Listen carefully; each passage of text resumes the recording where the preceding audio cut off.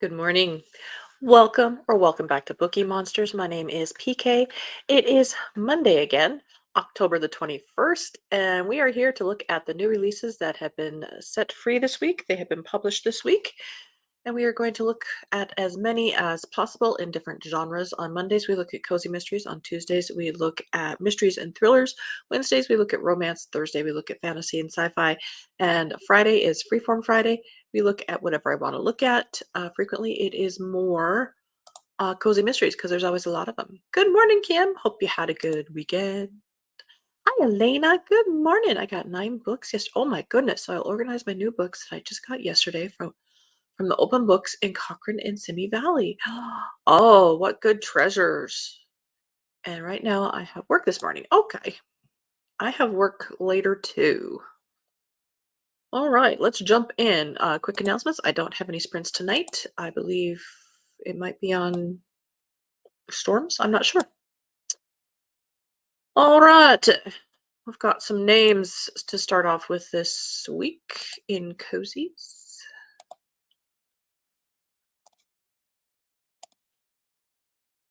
First up, Karina Moss in the Cheese Shop Mysteries.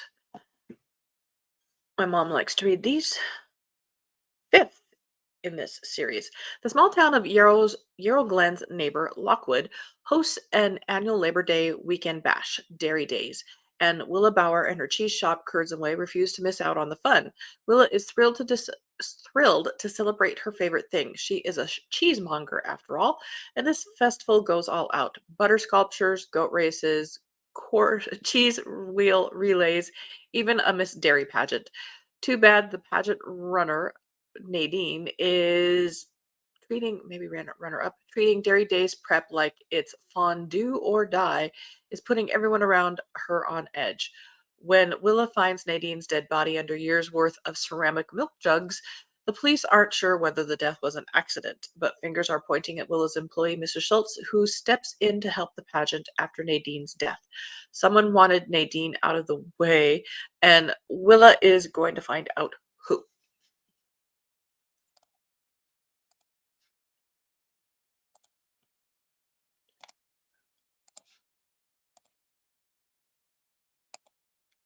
Colleen Cambridge has a new one in the Phillida Bright series. I do like that series.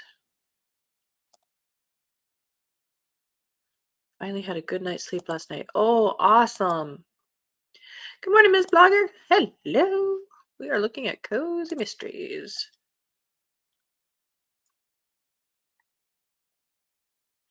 Murder takes the stage. Fourth in this series. Housekeeper Phillida Bright is quite in her element at Mallowan Hall, the charming English manor that she keeps in tip-top shape. For contrast, the bustling metropolis of London, where her famed employer Agatha Christie has temporarily relocated, leaves Phillida a bit out of her depth. Not only must she grapple with a limited staff, but Phillida also has to rein in a temperamental French cook who has the looks of Hercule Poirot, but none of the charm. When a man named Archibald Alston is found dead in an armchair on stage at the Adelphia Theatre, first impressions are that he died of natural causes. But the very next day, the unlucky actor playing Benvolio at the Belmont Theatre is found with his head bashed in. And when a third victim turns up, this time with double C initials, the fatal pattern is impossible to ignore. With panic erupting among theater folk, a superstitious bunch at the best of times, Phillida steps up to help with the investigation. The murder's MO may be easy to read, but can Phillida uncover the killer's identity before the final curtain falls on another victim?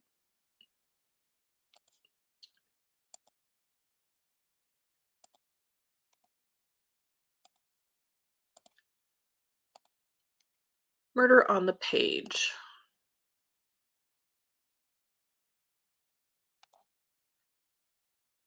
First follow up with surgeon tomorrow. Okay, 5 weeks since I fell tomorrow. Oh my goodness. Surgery was 5 weeks Thursday. Wow. Well, I hope it goes well tomorrow. Goodness. This is by Daryl Wood Gerber, a literary dining mystery. It's a truth universally acknowledged that a genuinely top-notch party must be in want of a theme. Alley Cat, caterer and personal chef in the beautiful mountain community of Asheville, Carolina. Oh dear. Has devised a winning formula by using her clients' favorite books as inspiration. Her first themed event is based on Pride and Prejudice. Allie's cat Darcy approves, and it's so popular that soon she has grand ideas for future parties based on Rebecca, The Great Gatsby, Babette's Feast, and more. Business is booming, and a rival catering company is fuming, but there's a sting in the tail when the aunt of one of Allie's clients and best friends, Tegan, is murdered. Tegan is the victim's sole heir and quickly becomes the main suspect. Allie has no doubts about her friend's innocence, but how to prove it. Once again, her love of literature comes to the rescue with some guidance from her favorite fictional detectives, including Hercule Poirot and Sherlock Holmes. They're making me say it twice today. Allie sifts through the clues. With a little luck and the kind of pluck that would make Elizabeth Bennet proud, she may be able to stop a killer from serving up a second course of murder. Well, sadly, Asheville has hit a rough patch at the moment. Everyone This Christmas Has a Secret by Benjamin Stevenson. This is third in the series.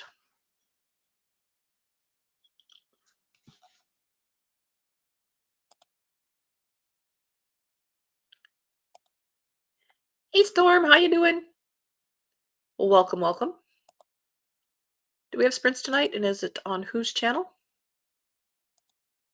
Oops, sorry, I don't mean to leave you up there. My name's Ernest Cunningham. I used to be a fan of reading Golden Age murder mysteries until I found myself with a haphazard career getting stuck in the middle of real life ones. I'd hoped this Christmas with any self-respecting murderer would kick their feet up and take it easy over the holidays. I was wrong. So here I am backstage at the show of world-famous magician Ryland Blaze, whose benefactor has just been murdered. My suspects are all professional tricksters, masters of the art of misdirection. The magician, the assistant, the executive, the hypnotist, the identical twin, the counselor, the tech. My clues are even more abstract. A suspect covered in blood without a memory of how it got there. A murder committed without setting foot inside the room where it happens, and an advent calendar, because you know it's Christmas. If I can see through the illusions, I know I can solve it. After all, a good murder is just like a magic trick, isn't it? End of row one. Murder in Highbury by Vanessa Kelly, first in the Emma Knightley series. More Jane Austen. Less than 1 year into her marriage to respected magistrate George Knightley, Emma has grown unusually content in her newfound partnership and refreshed sense of independence. The height of summer sees the former Miss Woodhouse gracefully balancing the meticulous management of her elegant family estate and a flurry of social engagements, with few worries apart from her beloved father's health. But cheery circumstances change in an instant when Emma and Harriet Martin, now the wife of one of Mr. Knightley's tenant farmers, discovers a hideous shock at the local church. The corpse of Mrs. Augusta Elton, the vicar's wife, has been discarded on the altar steps, the ornate necklace she often wore stripped from her neck.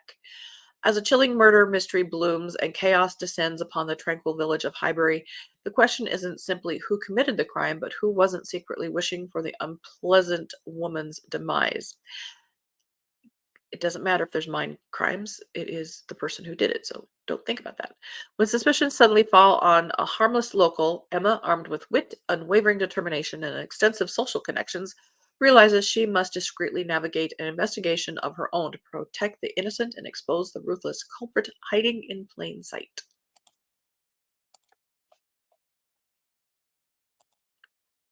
Amanda Flower has a new one. Gingerbread Danger, ninth in the Amish candy shop mystery. There are people who will be very pleased about this. Amish candy shop owner and star of TV's Bailey's Amish Sweets, Bailey King, has a lot to be excited about. She's happily engaged to Aidan Brody, newly appointed county sheriff, and her candy factory is finally having its grand opening in Harvest, Ohio, just before Christmas. Bailey is ready to let the sweet celebrations begin. With the help of local community organizer Margot Rawlings, Harvest will have a Candyland themed Christmas on the village square, featuring Bailey's recently perfected recipe for gingerbread men. When the big day comes, everything is going well until bitter news arrives. One of Bailey's Amish friends has been killed in an apparent accident just outside the candy factory. Aiden is promptly on the case with more than a little input from Bailey. Together, they soon learn that the victim was working for some powerful men in the county, and in doing so, was spying on his own Amish community. Still, Bailey is determined to find the perpetrator. If she can't cut out the killer from the rest of the suspects, her gingerbread men won't be the only ones in danger of disappearing. Dun dun dun. Catherine Bruns has a new one. 'Tis the season. We've got some big names. Third in the maple syrup series.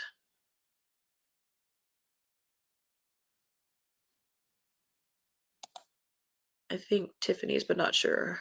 If I'm wrong, I will do some. I need to text her and see. Okay. Sounds good, Storm. Missed y'all last night. In the blink of a pie. Sometimes there's no one you can crust. Uh, it's Thanksgiving in Sugar Ridge, Vermont, and Layla Curry, manager of Sappy Endings Farm, is ready to usher in the holiday season by hosting a pie baking contest. The day is meticulously planned with the judging panel to the maple lattes, and Layla can't wait for the entire town to enjoy some sweet treats. But when a neighbor drops dead from sampling a poisoned pumpkin pie, it's not just Layla's perfect day that's in jeopardy. Her livelihood is now at stake.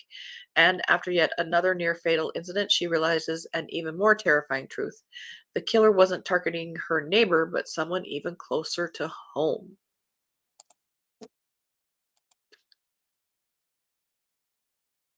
I would be safe from that scenario because I don't eat pumpkin pie.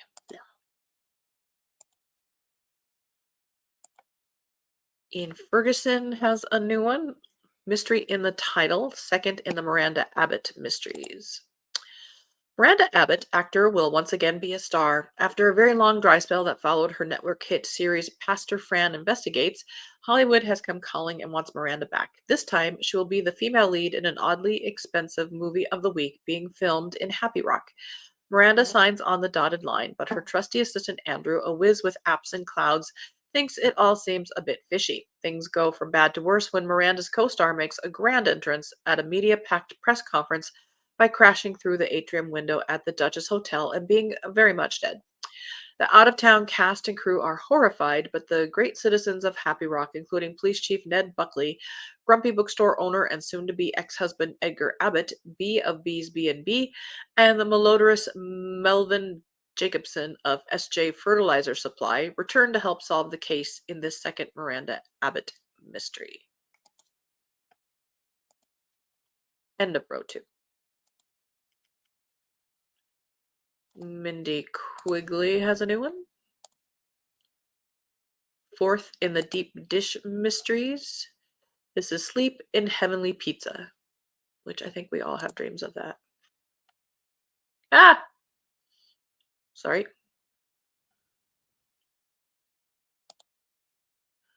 Have a great day, everyone. See you this Friday and Saturday. Have a good week, Elena. See you soon. I prefer pecan pie. I think I prefer apple. Pizza chef Delilah O'Leary and her kitty companion Butterball get into the holiday spirit as Geneva Bay, Wisconsin hosts the nation's premier snow sculpting championship. The annual event transforms the charming resort town into a wonderland of snow castles, ice rinks, and cozy cups of cocoa. On the eve of the festival, though, a too good to be true Chrismukkah catering gig brings some frosty tidings and heralds an unexpected visit from Delilah's high-intensity older sister. Suddenly, it seems that the holidays may not be the happiest season of all.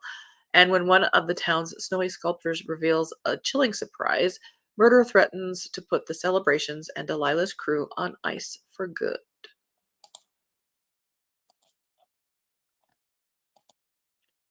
Kate Carlisle has a new one. We got lots of new ones. 11th in the Fixer Upper Mysteries, The Knife Before Christmas.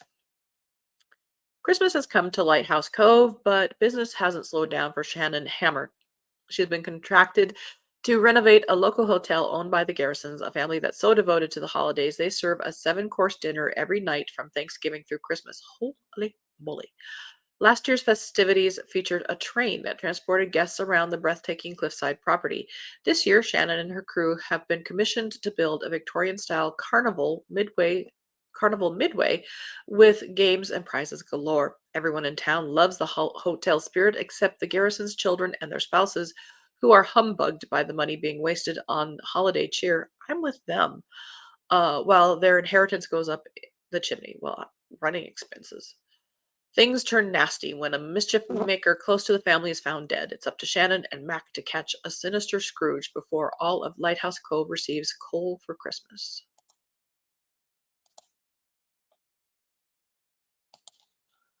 Sorry, I'm with the family on that.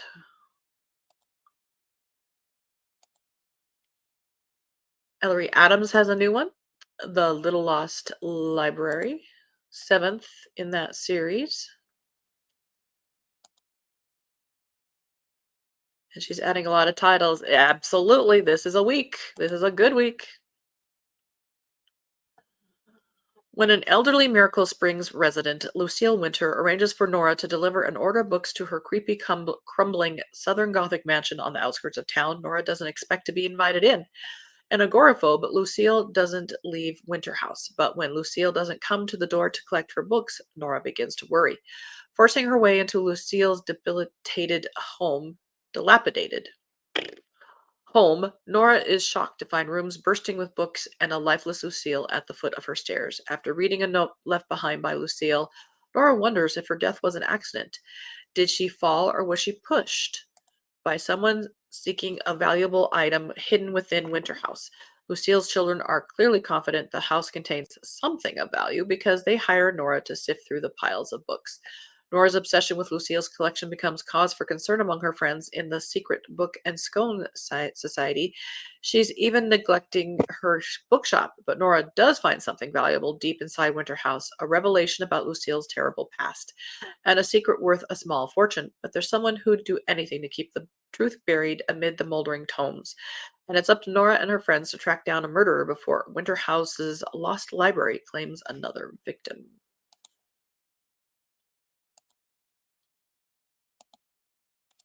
Holly Newman looks like a historical mystery here. Fifth, in the art of love, an artful decision.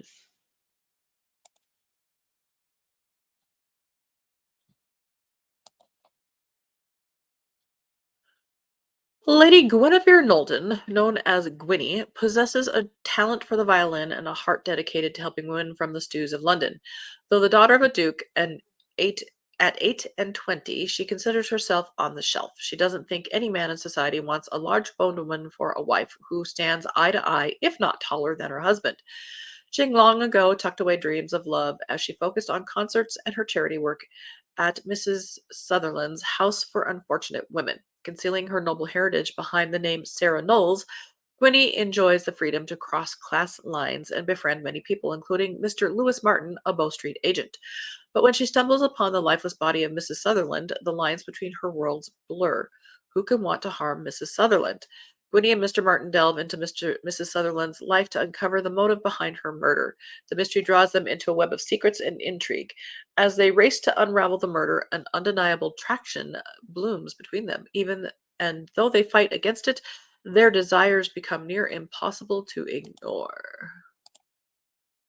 End of that row. Lynn Messina has a new one.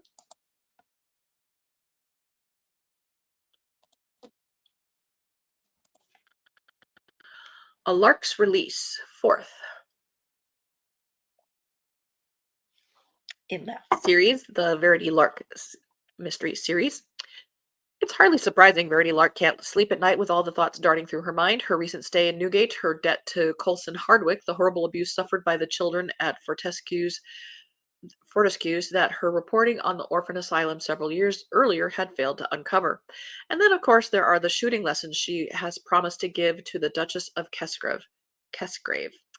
Verity has spent 3 months cruelly mocking the former spinster for her investigative pretensions, and now she is obligated to teach the woman how to fire a deadly weapon. It is madness. Thank goodness she stumbles onto a forged antiquities ring when she visits the British Museum with Hardwick. Finally, something benign to focus her brain on. Alas, when a murder strikes close to home, threatening every member of her household, Verity realized just how grossly she misunderstood the situation. Far from harmless, the counterfeit scheme is in deadly earnest, and now she must figure out the identity of a ruthless enemy who doesn't care whom he hurts in his quest to eliminate her.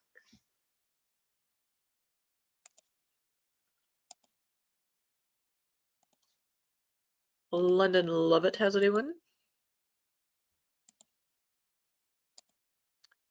A Pie for a Pie, fifth in the Scotty Ramone mysteries.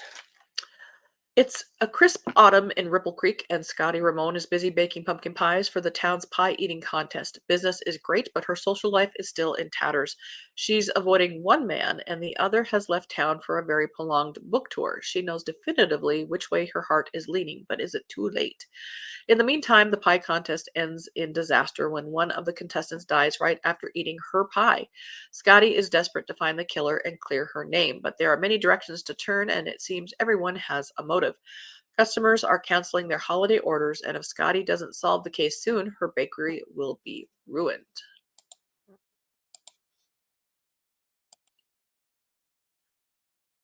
I'm going to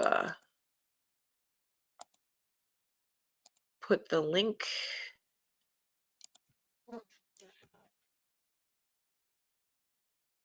here because we are running out of time, like right now. Let's see. Oops, oops, oops. Sorry. I need to try that Riley Adams series. It's the only one I haven't read. Oh, nice. That Lynn Messina appears to be in two different series. Okay.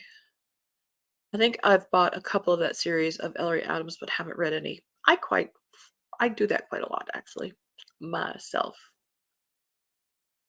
Like that cheese one. I've not read it. My mom has, but I will get to them eventually. Alrighty. Well, that is all we have time for today. I have to do two stops on the way to work. We have a truck to unload, so I have to go get donuts and I have to pick up the mail and blah blah blah. So I cannot linger. And I have been having problems with my YouTube. This nope,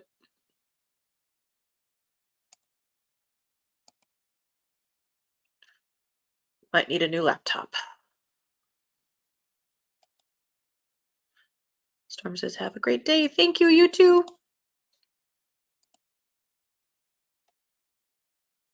Oh, this technicals. Hope you guys have a good Monday. Again, I don't have any sprints tonight. We think they are on Tiffany's channel. Um, we're just gonna ignore that. We're gonna go back to here. And we do have them tomorrow night at 8 p.m. Eastern. They go for 2.5 hours. I do them 3 times a week, every Tuesday and Thursday evenings, and the Saturday afternoons. Hope you have a good Monday. Be safe. You're in my heart. Keep on healing. And as the banner says here, don't be a bookworm, be a bookie monster. Nom nom nom. Have a good day. God bless.